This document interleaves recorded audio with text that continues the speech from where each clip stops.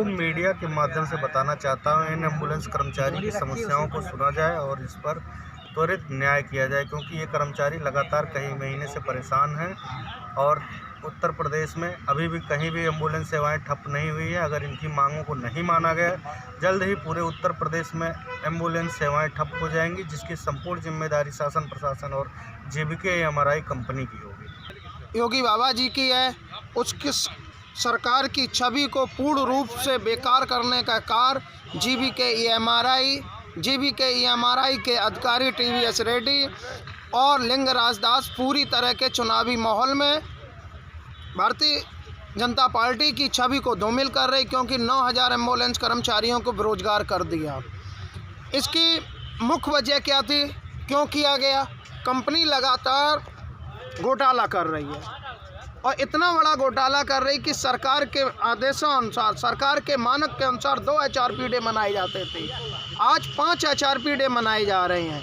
एक HRP day पर 60,000 case हो रहे हैं और 60,000 का मतलब 1,20,00,000 के केस एक दिन में होते हैं। 1,20,00,000 का भुगतान लेती है और महीने में 5 HRP डे, तो 7 करोड़ रुपए का तो ये सीधा सीधा आ रहा। और हर दिन 30,000 40,000, जैसे कि सभी को मालूम है, बड़े बड़े बुद्धिजीवी लोग हैं कि सर्दियों में OPD कम हो जाती है, सर्दियों में मरीजों की संख्या बहुत कम हो जाते हैं, फिर भी ये करोड़ों का जो सरकार का पैसा है, जनता का पैसा, उसको अपने पास ले लेती है। आज कर्मचारियों में देश क्यों है? कर्मचारी में ये जो हीन भावना क्यों आई? क्या वजह थी? उसकी मुख्य वजह थी कि एक सैलरी बढ़ोतरी की बात थी, जो बार बार कई माध्यम से बताया गया है कि 23 सितंबर 2019 का समझौता पारित नहीं किया गया, माना नहीं गया। उसके बाद इन्होंने एक और अपने लेटर पे दिया 13,700 वाला, वो भी लागू नहीं किया। सिर्फ सैलरी बढ़ोतरी की तो मांग थी, 8 घंटे के बाद 4 घंटे का ओवर टाइम जो भी हमारे श्रम मानकों के अनुसार मिलता था वो मिलता। लेकिन TVS रेड्डी साहब ने, लिंगराज जी ने ये कहा कि हम आपको बेरोजगार कर देंगे। हम लोगों ने पूछा क्यों किया? उनका ऑडियो है, आप सभी ने सुना होगा कि कह रहे हैं कि माननीय मुख्यमंत्री जी ने कहा इनको बेरोजगार कर दो। आज उत्तर प्रदेश में जो माहौल है उसमें इतनी नाराज़गी है। हमारी नाराज़गी नहीं है माननीय मुख्यमंत्री जी के प्रति, ना हमारे कर्मचारियों की है, लेकिन ये संदेश गांव-गांव, गली-गली, घर-घर इनके कर्मचारियों के माँ बाप, पति पत्नी, बच्चे, रिश्तेदार कह रहे हैं किस में नौकरी कर रहे थे? एम्बुलेंस में। अच्छा, भाजपा की सरकार ने निकाल दिया। बदनामी किसकी है? भाजपा की सरकार की है। आज झांसी में, बड़ा गांव में जालौन जिसके आज 25 तारीख को अभी अंतिम संस्कार भी नहीं हो रहा है, चालू होने वाला है। संभल जिले में जो बुलंदशहर में ड्यूटी करता था, उसने कल रात में फांसी लगा के जान दे दी। उसके बाद एक और कर्मचारी झांसी में रह रहा था, कन्नौज का रहने वाला है, उसकी नौकरी चली गई। उसकी पत्नी ने जहर खा लिया, क्योंकि जब बेरोजगारी है, घर पे कमा के नहीं ले जाएगा तो पति पत्नी में भी झगड़ा हो रहा है। तो उसकी 5 महीने का बच्चा है, कन्नौज जिले हसेरन का रहने वाला है। तो इंद्रगढ़ विलाक है, कितना दुर्भाग्यपूर्ण है। ये सरकार के प्रति नफरत फैलाने का कार्य JBK-AMRI कर रही। आज हम सरकार से निवेदन करना चाहते हैं, मैं 10 मिनट का काम है, आप आदेश कर दो, JBK हम लोगों को ले ले। JBK तो खुले मंचों से कह रही है, ऑडियो के माध्यम से कह रही, पत्राचार के माध्यम से कह रहा है, बड़े बड़े शब्दों में कह रही है, बड़े बड़े अक्षरों में कह रही है, बड़ी बड़ी बातों से गारंटी से कहते हैं कि वर्तमान सरकार के, भाजपा सरकार के मुख्यमंत्री माननीय आदित्य योगी नाथ जी ने कहा है कि इनको निकाल दो। तो ये दुर्भाग्यपूर्ण है। आज चुनाव का समय है, भाजपा सरकार को गिराने में कंपनी का हाथ है, ये कर्मचारियों का नहीं। कर्मचारी आज भी आशा लगाए हैं। भारतीय मजदूर संघ जो RSS का ही एक संगठन है, एक शाखा है भारतीय जनता पार्टी के, उन्हीं के संगठन के साथ संबंध है हम लोगों का, और सभी लोग भारतीय मजदूर के दिशा निर्देश पे कार्य कर रहे हैं। लेकिन कंपनी नहीं चाहती है। चुनावी माहौल देख के ये उत्तर प्रदेश में कर्मचारियों के प्रति समाज में इतनी नफरत फैलाने के कार्य जीबीके एमआरआई कर रही है। हम आशा करेंगे माननीय मुख्यमंत्री जी से 9,000 कर्मचारियों को पुनः ड्यूटी दें, जिन्होंने दो कोरोना काल में लगातार जान हथेली पे रखकर उत्तर प्रदेश की जनता की सेवा की, 24 करोड़ प्रदेशवासियों की सेवा की। आपने ही कहा था, लखनऊ में कहा था, ट्वीट करके कहा था कि 50% एम्बुलेंस कर्मचारी कोविड में कार्य करेंगी, तो 50% नहीं 70% कर्मचारियों ने अपनी जान हथेली पर रखकर उत्तर प्रदेश की सेवा की। लेकिन जीबीके एमआरआई ने उत्तर प्रदेश ही नहीं पूरे हिंदुस्तान में एक ये ज्वलनशील मुद्दा बना दिया कि 9,000 एम्बुलेंस कर्मचारियों को बेरोजगार हुए, भाजपा की सरकार में हुए। यही जीबीके एमआरआई का फंडा था। मैं अपनी बात को विराम देता हूं और माननीय मुख्यमंत्री जी से अपील करूंगा कि एम्बुलेंस कर्मचारियों को न्याय दो, उन्हें ड्यूटी दो। ये सभी लोग बढ़ चढ़ के आपके कल भी थे, आज भी हैं, आगे भी रहेंगे। उत्तर प्रदेश में 9,000 एम्बुलेंस कर्मचारी अपनी मांगों को लेकर लगातार आज 7वें दिन भी धरना प्रदर्शन जारी है। कंपनी के गेट पे धरना प्रदर्शन कर रहे थे, वहाँ से प्रशासन ने इनको इको गार्डन पे उठा के कर दिया है। इको गार्डन में ये कर्मचारी अपने ओवर टाइम, अपने ग्रेजुएटी की मांगों को लेकर प्रदर्शन कर रहे हैं। जीबीके कंपनी लगातार फर्जी टर्मिनेशन कर रही है इन कर्मचारियों का। इन कर्मचारियों के ऊपर फर्जी केस करने का दबाव डाला जा रहा है।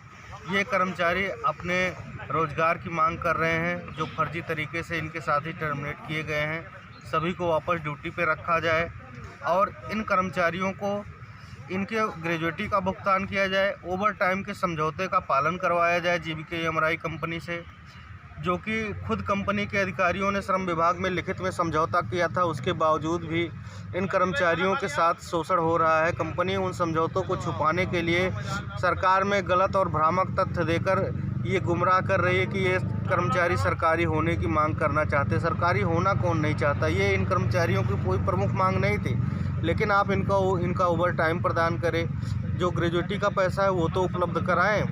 पीएफ का पैसा, ईएसआई का पैसे में करोड़ों रुपए का घोटाला हो रहा है, जिसके कई मुकदमे चल रहे हैं, उस पर ये लोग जांच चाहते हैं। अगर ये कर्मचारी उत्तर प्रदेश में कह रहे हैं इनके ऊपर फर्जी केस करने का दबाव बनाया जाता है, ज़िले में हर जगह एमईपीएम अधिकारियों के द्वारा इनके एक फर्जी व्हाट्सएप ग्रुप बना के उस पर दबाव डाला जाता है कि आप फर्जी केस नहीं करोगे, गलत आईडी केवल फ़ोन करके आपको संख्या बल दिखाना है, और वहाँ से आईडी असाइन होने के बाद इनको अगर ज़्यादा केस नहीं करते हैं तो टर्मिनेशन कर दिया जाता है।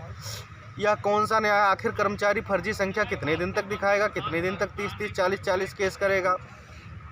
इन्होंने खुद समझौता किया था 11 के ऊपर माइलेज नहीं लिया जाएगा इन गाड़ियों में, लेकिन ज़बरदस्ती कर्मचारियों को अपनी जेब से पैसा तेल डलाना पड़ता है। ये 14-14 के माइलेज के हिसाब से तेल डालते हैं। कई कर्मचारी आत्महत्या कर चुके हैं क्योंकि वहाँ तक गाड़ियाँ नहीं पहुँचती, मरीज मर जाते हैं, जिससे उनके ऊपर मारपीट होती है, ऐसी समस्याएं उत्पन्न होती हैं। तो इस शोषण से परेशान होकर इन कर्मचारियों ने कंपनी के खिलाफ आवाज़ उठाई थी, लेकिन कंपनी ने कहीं ना कहीं शासन प्रशासन को गुमराह करके उत्तर प्रदेश में बहुत बड़े घोटाले के लिए ये लोग घोटाला कर रहे हैं, फर्जी केस कराकर। इस पे एक जांच कमेटी बैठा दी जाए। अगर कर्मचारी कह रहे हैं फर्जी केस कराने, शासन से चाहिए एक जांच कमेटी बैठा के इनकी वार्ता कराई, इनकी जांच करवा दी जाए फर्जी केस पे। जहां जांच होगी अपने आप दूध का दूध, पानी का पानी सामने आ जाएगा। पे एक जांच कमेटी बैठा दी जाए। अगर कर्मचारी कह रहे हैं फर्जी केस कराने, शासन से चाहिए एक जांच कमेटी बैठा के इनकी वार्ता कराई, इनकी जाँच करवा दी जाए फर्जी केस पे। जहाँ जांच होगी अपने आप दूध का दूध, पानी का पानी सामने आ जाएगा। श्रम विभाग के 15 बार लगातार नोटिस देने के बावजूद भी ये कंपनी श्रम विभाग नहीं जाती है। श्रम विभाग के द्वारा इनको बार बार नोटिस भेजा गया, जीवनदायिनी ने भी भेजा, भारतीय मजदूर संघ के द्वारा भी नोटिस जारी किया गया कि इन कर्मचारियों के साथ वार्ता की जाए, लेकिन ये कंपनी वार्ता में प्रतिभाग नहीं करती। कहीं ना कहीं ये सिर्फ शोषण करना चाहती है उत्तर प्रदेश में युवाओं का। और यहाँ तक कि एक एमटी से 40,000 रुपये, एक पायलट से 25,000 रुपये की डीडी लेके ये भर्ती करते हैं और शासन में गुमराह करते हैं कि हम शासन की छवि को साफ़ सुथरा रखना चाहते हैं। ये कर्मचारी गुमराह कर रहे हैं। आप पैसे लेके भर्ती कर रहे हो, करोड़ों करोड़ों रुपए की लूट कर रहे हो। पुराने कर्मचारियों को निकाल कर नए कर्मचारियों को भर्ती करते हो, उनका पीएफएसआई का पैसा नहीं जमा करते हो। ऐसे ऐसे कर्मचारी काम कर रहे हैं जो साल साल भर ड्यूटी कर चुके हैं, आज तक उनका पीएफ का पैसा नहीं जमा किया गया।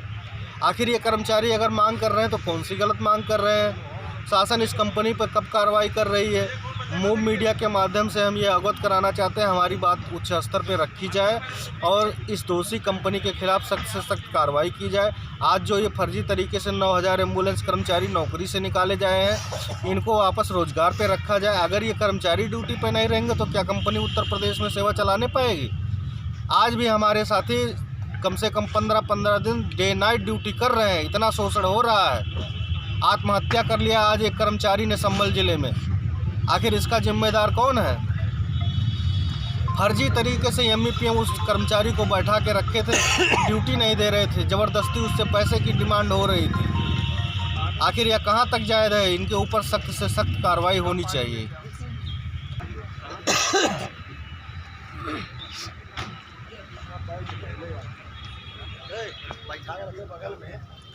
GVK-EMRI उत्तर प्रदेश सरकार की छवि को खराब कर रही है, जो सबसे बड़ा दुर्भाग्यपूर्ण है।